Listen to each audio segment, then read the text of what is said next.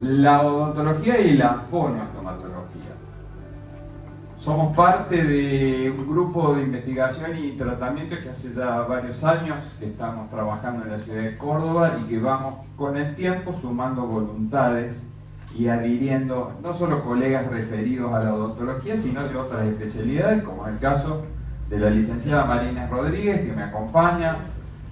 Trabajamos hace muchísimos años, trabajamos en una época con el doctor Dan Bartolomé, los tres juntos también, y la vida nos fue llevando a ir desarrollando esta pasión que tenemos, no solo por el trabajo y la profesión que elegimos, sino también por los ensayos clínicos y por la investigación. No tenemos ningún conflicto de intereses vinculado a marcas y a metodologías que se van a presentar. Y todo empieza con, y basándome en las presentaciones de los doctores que me antecedieron, de la historia clínica. ¿Por qué? Porque la historia clínica va a ser el cimiento. Allí es donde vamos a empezar a construir el diagnóstico. Lamentablemente, y hablo desde la odontología y de la odontología mutualizada, estamos acostumbrados a que en el odontograma, en la fichita abajo, dice diagnóstico y hay 7, 8 puntos donde nosotros ahí tenemos que poner en esos primeros 10 minutos de la consulta el diagnóstico. Como habrán podido observar durante la mañana, estas patologías combinadas y tan interdisciplinarias, el diagnóstico en más de una ocasión lo tenemos que ir sobre el tratamiento corrigiendo. Por eso hablamos de construir el diagnóstico. Lo tenemos que ir cimentando el diagnóstico, y la historia clínica es el principal instrumento de recolección, de registro inicial y de avance del tratamiento.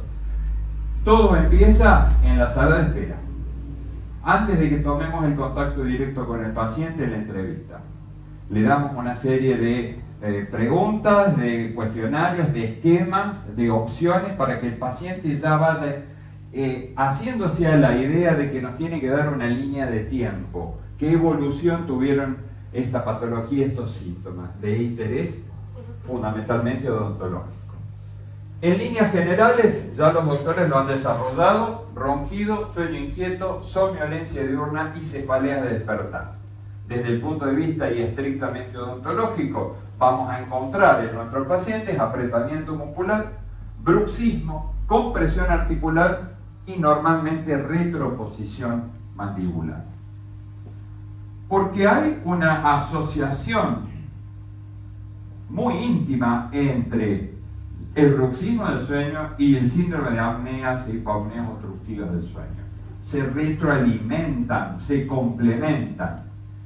Vamos a dar le diría, el último concepto o el más actualizado que tenemos respecto del bruxismo del sueño, que es una actividad de los músculos masticatorios durante el sueño, llamado actividad rítmica de los músculos. Se va a caracterizar por 3 variables: una rítmica o fásica, donde hay el clásico rechinamiento y raspado, a lo que los pacientes están acostumbrados. Todo lo que no sea raspado no es bruxismo, y realmente no es así.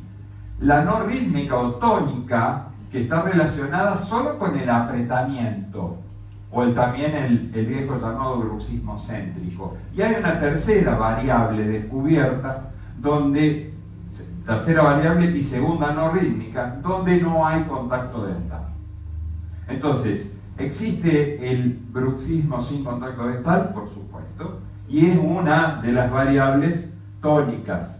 No son trastornos del movimiento, no entran como en algún momento, y en las viejas clasificaciones de las alteraciones del sueño se decía que era un trastorno del sueño en personas sanas. Eso no es así, sabemos que tiene una entidad propia. ¿Qué es lo que genera esta íntima relación entre el bruxismo del sueño y el síndrome de apnea obstructiva del sueño? Cuando se genera el cierre de la vía aérea, hay una presión negativa, y eso colabora, ayuda al ascenso del reflujo gastroesofágico. Eso es detectado a nivel central, y hay una serie de eventos que se desencadenan en milisegundos a nivel neurológico que intentan evitarlo o disminuirlo. Aumenta el tono de los músculos supraoideos, y lo que genera es un apretado y deslizado mandibular. Eso que ayuda a liberar la vía aérea y a tratar de reducir el ascenso de ese reflujo gastroesofágico. En varias ocasiones los pacientes no le encontramos los síntomas clínicos en nuestra anamnesia, en nuestra exploración, pero sí gracias a las polisomnografías, como mostraron los doctores previamente, podemos sí decir este paciente bruxa. ¿Por qué? Porque tenemos evidencia. Esa polisomnografía a los odontólogos y a quienes hacemos la parte de bruxismo ATM es una herramienta fundamental. Ojalá tuviéramos los medios para todos los pacientes estudiarlos polisomnográficamente. ¿Por qué? Porque allí vamos a evidenciar cabalmente la actividad de los músculos elevados de la mandíbula. Y esto, con el tiempo, hemos logrado dentro del equipo de salud y sobre todo en los especialistas del sueño, en aquellos que estudian a los pacientes, pedirles: registremos el mentón, pongámosle un par de electrodos si hay canales sueltos, porque sospechamos que este paciente tiene bruxismo, y allí es donde los investigadores han encontrado esta gran asociación entre el síndrome de apnea obstructiva, las patologías respiratorias durante el sueño, y los pacientes con bruxismo. Los odontólogos tenemos una gran posibilidad, ya que los pacientes nos consultan por una disfunción temporomandibular, nos consultan por bruxismo, por dolor, o simplemente nos consultan por una cuestión estética: tengo los dientes gastados, rompo los dientes. Entonces, más de una vez los odontólogos somos los primeros que tomamos contacto con estos pacientes y que tenemos que tener el conocimiento y la habilidad necesaria para sospechar de que este paciente es portador de apnea obstructiva del sueño. Advertirlo, hacer la derivación correspondiente, como decía la doctora Andrea. El ronquido es un marcador centinela de sospecha clínica de SARS. Entonces, tenemos la responsabilidad en nuestro sillón, al pie del sillón, de también incluir en la anamnesis, en las preguntas, en nuestras historias clínicas, el ronquido, la somnolencia, y poder relacionarlo y saber derivar y aconsejar oportunamente al paciente que haga una consulta sobre un probable trastorno del sueño. ¿Qué vamos a encontrar en la clínica en general? Bueno, lo que veníamos hablando recién, los síntomas y los signos clásicos de un paciente bruxómano. Respiración oral, como nos decía y nos advertía en niños, que también lo tenemos en adultos, no solo en adolescentes, sino adultos ya añosos que tienen una respiración mixta, que tienen obstrucción de la vía aérea superior. ¿Cómo ha llegado a esa edad respirando de esa forma? Y a veces porque nadie se lo dijo, nadie se lo advirtió. Estos procesos amigdalinos. Y por supuesto todas aquellas alteraciones que tengan que ver con retroposiciones o cambios a nivel de la relación maxilomandibular que van a impactar en las articulaciones y que van a impactar directamente en la vía aérea. Dentro de la odontología, específicamente de la ortodoncia, hay un gran mundo de diagnóstico de la vía aérea superior. No me voy a detener demasiado, hay como en todo, el yin y el yang, ¿sí? Hay gente que ama y hace y solamente estudia a los pacientes a partir de una teleradiografía lateral de cráneo, o inclusive hoy de una combin, de un multislice, estudiándole la vía aérea del paciente. Créanme, y acá estoy haciendo de Barney en una combin, no podemos estudiar la vía aérea de un paciente despierto, parado, consciente de que lo están estudiando y encima encajado en todos los soportes del tomógrafo o en el cefalostato o en donde le saquen la placa. El verdadero estudio del paciente se tiene que hacer en las mismas condiciones en las que duerme y que tiene la patología, y es lo que nosotros hemos podido escuchar de los doctores que nos antecedieron. Por lo tanto, retomando la premisa del doctor Álvarez, hablamos de medicina de precisión. Que la verdad, la primera vez que escuché dije, bueno, qué ampuloso el término, hacemos medicina de precisión, pero que en realidad es un concepto y es una filosofía basada en la construcción del diagnóstico. El pilar fundamental de la medicina de precisión es el diagnóstico, es ajustar, es construir ese diagnóstico. ¿Por qué? Porque vamos a determinar el fenotipo, es decir, vamos a buscar, de acuerdo a la condición patológica, distinguir un paciente de otro.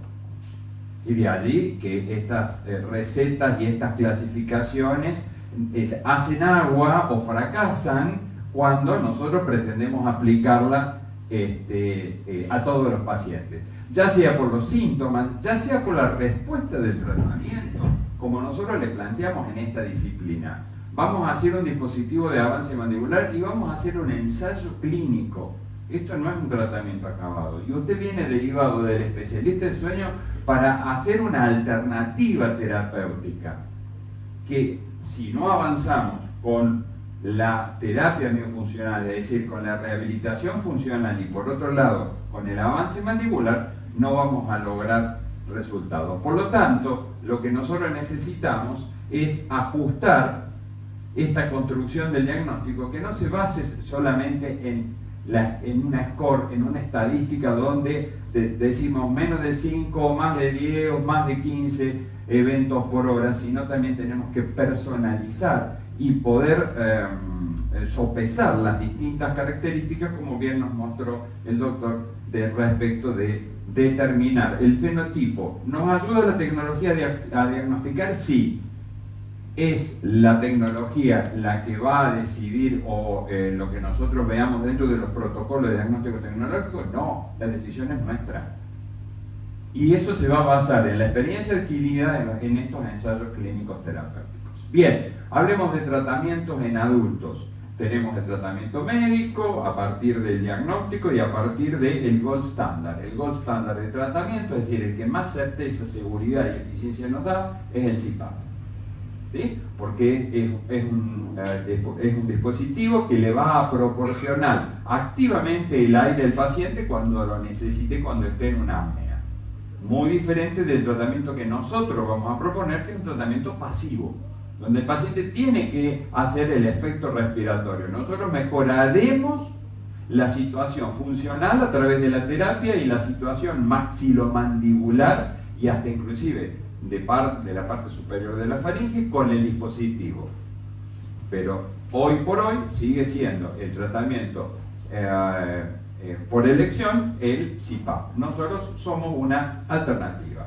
Por lo tanto, podemos decir que los tratamientos son radicales, aquellos que recién hablábamos de las cirugías, la uvulopalatofariнгопластía, me costó mucho aprenderlo y decirlo de corrido, que es esa extirpación de la úvula, de pilares y de parte del velo del paladar, con consecuencias a veces negativas y no esperables. En cuanto a los tratamientos irreversibles de la odontología, estamos hablando de cirugía ortognática, con inclusive una doble cirugía ortognática maxilomandibular. Y los tratamientos conservadores o reversibles, está bien, lo dije bien, ¿no? Uvulopalatofariнгопластía. Bien, y los tratamientos reversibles, que son aquellos donde nosotros vamos a hacer un adelantamiento mandibular. Pero no es solo un adelantamiento, sino es un adelantamiento con fijación. De allí que tiene distintos nombres y nosotros lo castellanizamos o utilizamos la castellanización de decir dispositivo de avance mandibular. Lo vamos a trabajar combinado. Quienes estuvieron el año pasado en este mismo encuentro, en el primer encuentro, van a ver que hoy estamos hablando de una terapia combinada, por eso es la presencia de la licenciada. Ya no solamente a los pacientes que le hacemos los dispositivos a partir de una derivación del especialista de medicina del sueño, sí o sí va acompañado de una terapia funcional. ¿Sí? No solo porque lo hemos visto en las publicaciones de quienes investigan en todo el mundo, sino también lo tenemos ya una experiencia de varios años de pacientes tratados con terapia miofuncional solamente y sin el avance, y pacientes tratados, en el caso nuestro, solamente con avance sin terapia. La efectividad, la sinergia que genera estas dos aristas del tratamiento realmente son muy buenas. Dentro de los aparatos de avance mandibular tenemos los reposicionadores no regulables y los regulables a partir de un tornillo o algún medio de avance. La terapia miofuncional, sensoperceptual, biodinámica es innegociable. Bien, vamos a ver algunos casos como para poner en evidencia cuál es el trabajo que nosotros hacemos. Paciente 45 años, ya de entrada aquellos odontólogos en la sala ya empezarán a ver evidencias, ¿sí? Exostosis, bruxofacetas, la fonoaudióloga no da más por hablar de esa lengua y de ese paladar, no la vamos a dejar porque me toca a mí. Hacemos los diagnósticos correspondientes. Todavía no lo han preguntado, quizás lo preguntarán después. Y la articulación, y bueno, la articulación hay que cuidarla, es una de las condiciones de que el paciente tenga ciertas condiciones articulares o tenga cierta salud articular como para poder aplicar un dispositivo que no solamente va a desproyectar la mandíbula hacia abajo, la va a llevar hacia adelante, sino que además le va a mantener la mandíbula a lo largo del sueño. Entonces, no todos los pacientes son candidatos dentaria y articularmente a llevar este dispositivo. ¿Hay contraindicaciones? Por supuesto que las hay, y las disfunciones, osteoartrosis y grandes remodelaciones son una de ellas. ¿Qué es lo ideal? Vamos de lo ideal, lo que a veces podemos hacer y a lo que hacemos en otras ocasiones. Hacer un estudio con una inducción anestésica en quirófano del paciente, lo que se llama la somnoendoscopía, o DISE por sus siglas en inglés, a través de un paciente que está con una vía, está con todos los parámetros de estudio en el quirófano, se lo lleva a los primeros planos de anestesia, el paciente se duerme verdaderamente, es más, hasta se apagan las luces del quirófano, ¿sí? Y empieza a roncar, empieza a expresar lo que nos contó la esposa que hace todas las noches en su cama, ¿sí? Y a partir de allí, con la instalación de un fibroscopio, podemos ver qué es lo que está ocurriendo en la vía aérea. ¿Dónde es el colapso? ¿Cuánto dura el colapso? Más allá de todos los registros y del estudio de sueño que se hizo el paciente. Estamos viendo in vivo la situación que pasa este paciente todas las noches. A partir de este trabajo en quirófano, podemos realizar la maniobra de Schmarz-Eiber. ¿Qué significa? Simplemente adelanta la mandíbula. Este es el método de corroboración de cuánto vamos a adelantar la mandíbula, porque es la gran pregunta. ¿Cuánto adelantas la mandíbula? Y depende del fenotipo del paciente. Depende del caso del paciente y depende de la severidad, depende de la oclusión, de la profundidad de la curva de Spitz. Son tantas variables que las podemos aliviar. Miren, por favor, esto está tomado del monitor del fibroscopio directamente. ¿Escuchan? Ahí tienen la vía aérea que cuando empieza a vibrar, empieza a roncar, se cierra la vía aérea, se obstruye. Entonces esto es la vida real del paciente. ¿Y en qué así podemos ver bien los mismos niveles? Ahí estás. Coincide el golpeteo, el cierre de la vía aérea con el ruido del ronco. Bien.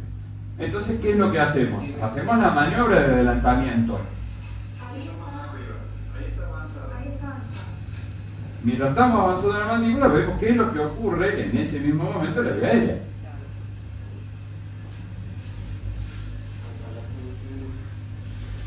Intenta y no logra cerrarlo. Esto nos da dos datos muy importantes para después aplicarlo en el consultorio. Primero, si verdaderamente con la maniobra de adelantamiento es suficiente para despejar la vía aérea. Entonces es un paciente candidato a realizarse un DAP. Más de una vez hemos entrado a quirófano, hemos visto y no hemos logrado ni con el máximo adelantamiento. Después se le dijo al paciente, usted no es candidato a DAP. Tiene todas las características ideales, pero no respondió en el quirófano. Y el segundo dato, si ese paciente es candidato, ¿cuántos milímetros vamos a adelantar? Es la gran pregunta, es la gran duda que tenemos. Es muy importante la documentación, no solo por una cuestión legal, por una cuestión de después que nosotros hacemos docencia, sino también para mostrarle al paciente. Vuelvo a repetirle, esto va más allá de la percepción del paciente. Tenemos que cuantificar la efectividad de la terapia. Inclusive este estudio nos sirve a nosotros para ver si este paciente es candidato a emprenderse, embarcarse en estas 10, 12, 14 sesiones, además del dispositivo. Vieron el colapso, ¿no? Como directamente la vía aérea se obstruyó. Sí, y hay distintas alturas. distintas alturas. Eso, y por eso se hace la filoscopía, se va viendo dónde está el colapso y ahí está el informe del ORL que lo ha hecho. Pero como ustedes ven, prácticamente se colapsa en donde termine el músculo de la ura y si ven está cerca de epiglotis, digamos ahí, digamos como la altura del CCR. Sí. Incluso ahora estamos trabajando con un paciente que tiene con este tema de trabajo que estuvimos trabajando en la terapéutica, yo notaba que carraspeaba, y no sé, yo toda la vida carraspeé. Bueno, ahora que podemos ver el velo del paladar, realmente el velo tiene una longitud tan grande que es muy probable que esté tocando la corona laringea y del epiglotis, ¿sí? Entonces su carraspeo, porque él tiene que acomodar permanentemente, pero es impresionante, me dice, yo nunca supe que tuve esto. Entonces, y bueno, este sí fue un paciente que nos contó que le habían ofrecido cirugía. La cirugía. Y él dijo, no me animo, y bueno, y hemos tenido hasta ahora buenos resultados con la funcionalidad del velo. En síntesis, nuestra participación es primero observacional y recién después va a ser intervencionista. Estamos educados, a aquellos que tenemos algunos años, que verdaderamente éramos intervencionistas y hoy tenemos que desarrollar la capacidad de la observación y de la construcción del diagnóstico. La construcción del diagnóstico es la piedra angular, es el primer paso, es el puntapié inicial. Establecer el fenotipo basado en la medicina de precisión. Como agentes de salud debemos educar para la salud primero, antes de intervenir. ¿Por qué? Y lo hemos escuchado a lo largo de las 5 o 4 presentaciones y vamos a continuar con el doctor Jean Bartolomé. Escuchar que los hábitos de los pacientes, la situación del día a día del paciente es lo primero que tenemos que estudiar, lo primero que tenemos que atender antes de intervenir, en nuestro caso en particular, con un aparato. El aparato es una parte del tratamiento. Esta educación para la salud es respecto de los estilos de vida, hábito, alimentación, sueño, actividad física, tecnología, entre otros. Centrarse en la persona que tenga un proceso de cambio y restablecimiento de salud. No venga al consultorio a buscar el aparatito mágico, porque nosotros no lo tenemos. Ni la píldora mágica existe. Ante la necesaria intervención nuestra hay que propugnar con el uso racional. ¿A qué me refiero con esto? Y que siempre estamos tentados de encontrar un aparato estándar que nos ande en todos los pacientes. Y eso hasta el día de hoy no existe. ¿Sí? Y por eso se vende en el mercado libre. Colegas, muchísimas gracias. María Inés, muy amable.